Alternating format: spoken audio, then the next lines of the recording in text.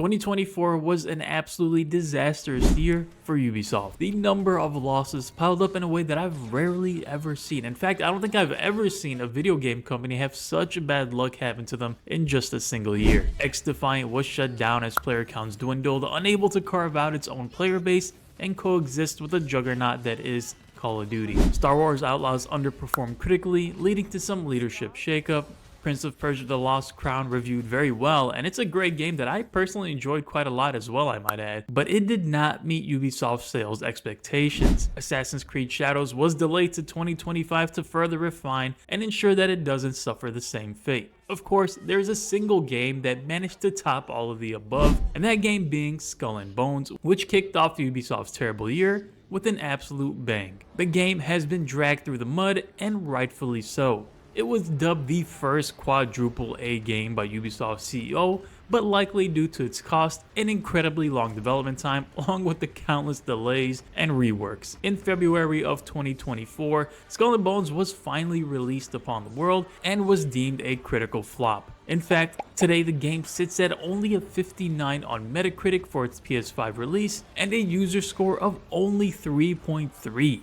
Ouch. Now, there are countless reasons why the game scored as badly as it did among critics and players alike, most of which being the fact that the game simply had to take what Assassin's Creed Black Flag did well on and improve on it, add a multiplayer aspect to it, and maintain the quality that was already established with that game. This was obviously not even remotely the case, as what was left over was just a bare bones grindy ship fighting game. For a game that was trying to pull off the pirate fantasy, there was definitely still a lot to be desired. Well, it's been a year since the game's initial release, and I personally never did get my hands on it when it first dropped. I was not prepared to spend $69.99 on Skull and Bones, but I was able to catch the game on sale for more than half off, so I decided why not. I wanted to spend some time with the game and give my updated thoughts as well as a review. Now, I honestly had no idea what to expect going into the game. When it first released, I watched my fair share of reviews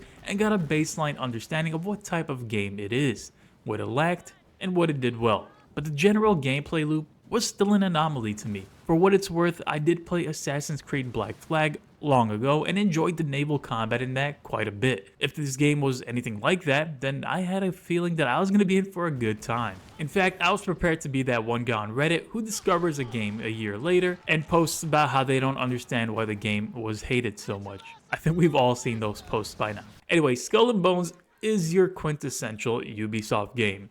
It follows the formula to a T. It's a large open world similar to many other open world games crafted by Ubisoft, but instead of navigating on a horse, you navigate on a boat. This particular game is set between East Africa and Southeast Asia in the Indian Ocean during the late 17th century, or otherwise known as the Golden Age of Piracy. You play the role of an unknown pirate that can be customized with some very limited options to start. There's a whole main quest line, but during my playtime, I didn't actually make it all the way to the end. In fact, I was so often sidetracked that I hardly made much main quest progress at all.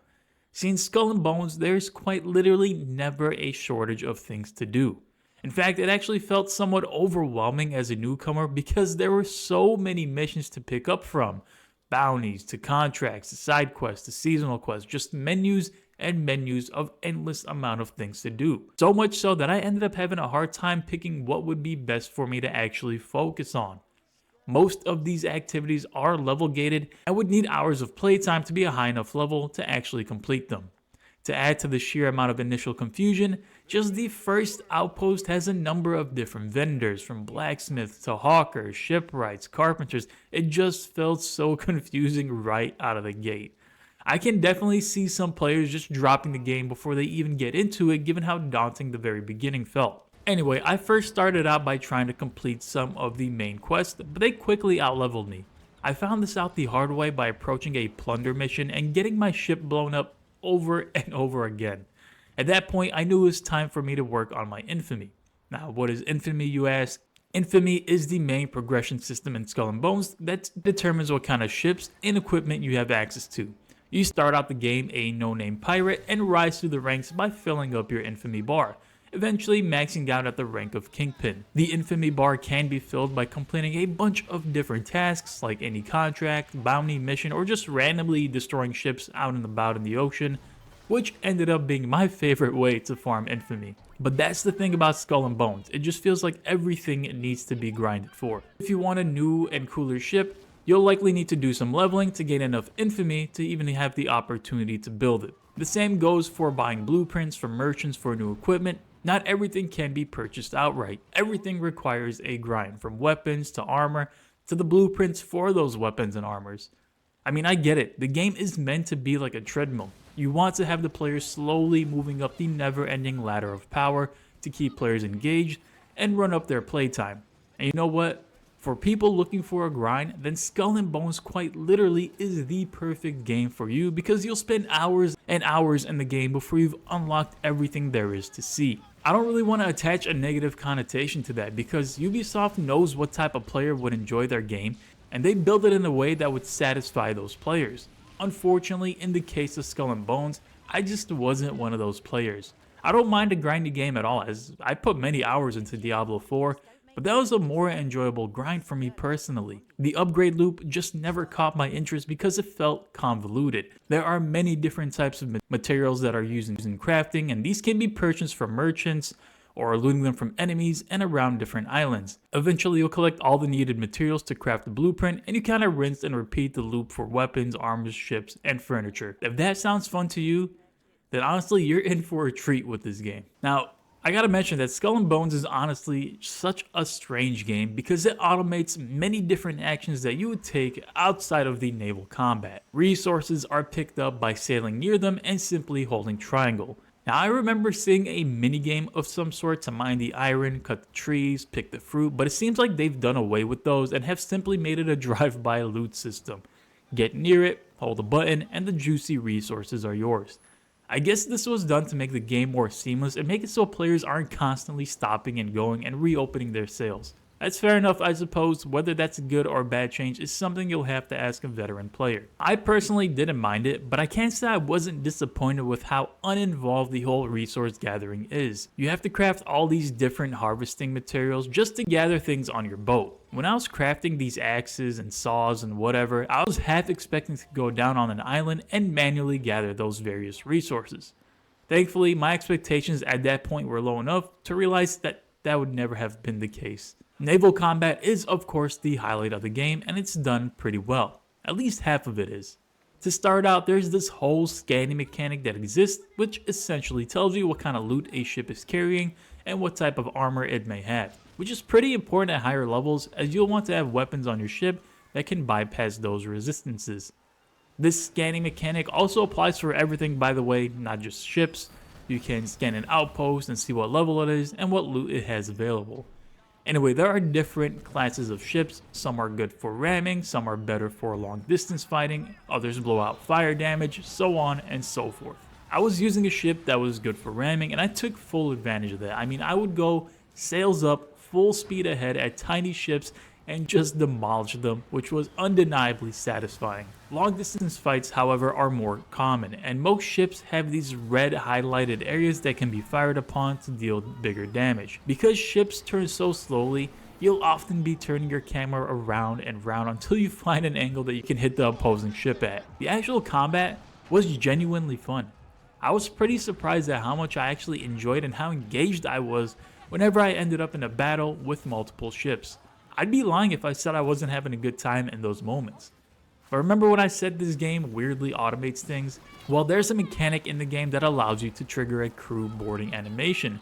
If you whittle down an enemy's health enough, the process of crew boarding is literally just a cutscene of your crew jumping across and coming back with some crates. Listen, I know this has probably been beaten to death, but why on earth is there no form of sword fighting combat in this game? Why can't I, the captain of my ship, hop onto the enemy ship and duel their captain? I understand what Ubi is going for. It's a pure naval combat game. That's great and all, but when you have a game that exists such as Black Flag, and knowing that certain features were stripped away despite the game being released a decade later, is honestly just an anomaly. I won't harp on this too long, but the whole crew boarding thing is just disappointing. As far as things to do, there are different activities that are going on at any time on the map. There are world events that can be done in co-op, and these are higher level activities that involve taking down a big time enemy or plundering a really big outpost for rewards and valuable loot. Now, these plunder activities actually became my personal favorite because these involve you sending off your crew to the nearby outpost. They'll go and loot it, and while they're doing their thing, you end up in some sort of wave-based combat where the longer you last, the more reinforcements get sent against you, leading to a number of ships heading towards you that need to be dealt with. You can also signal for help when dealing with harder outposts, and other players might even join you. Now, the actual open world is fairly large from top to bottom. There are quite a bit of things to do and see within it. There are these large storms that can occur that increase the intensity of waves with thunder and lightning, and it all just looked and sounds so good. Those are the moments that I really liked a lot. There's even a nice distinction between different islands, and generally speaking, the game looks decent enough. The open waters look really good, but the player models and your crew just don't look great for some reason. They look somewhat low res, low poly, I don't know. They just don't look as good as the rest of the game does. Throughout your travels, you'll come across rogue captains that might attack you on sight, or even rival factions that are hostile towards you that help keep you on your toes. If you do end up in combat with a faction, you'll gain a hostile status at the top right of your screen, which serves a bit like a GTA wanted system where the more flags you amass, the larger the response will be from that particular faction. It's all very rudimentary. It's kind of like when you get too close to an outpost in Assassin's Creed and the enemy notices you and starts attacking you, and then all of a sudden you have like 5 guards chasing you down. Think of that, but basically in ship format. Now, during my playtime with the game, I gradually got more and more sad because I started thinking about what this game could have potentially been. Honestly, just feels like a hugely missed opportunity for Ubisoft to create a game that would have been genre defining. I'm not sure how the game ended up getting to the point where it is now during Ubisoft's development, but it just feels like a fraction of what was likely planned for this game. There's no sword fighting, treasure hunting in the islands is nothing special, you sort of just walk over a chest area and your character digs it out with their hands. Crew boarding is boring when it could have been something really cool.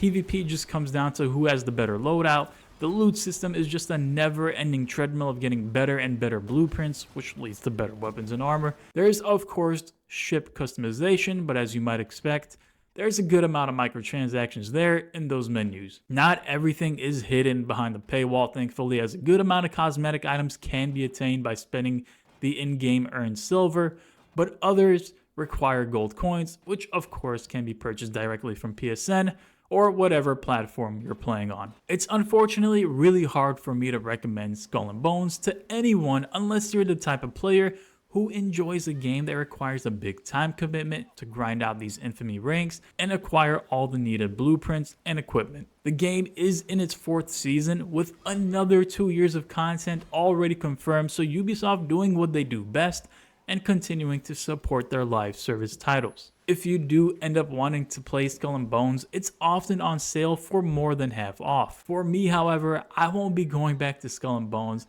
unless there are some major updates made outside of the addition of new ships and weapons. So that wraps up my revisit and review of Skull and Bones. I hope you all enjoyed it. If you did and you're new here, make sure to subscribe. I will see you all in the next one.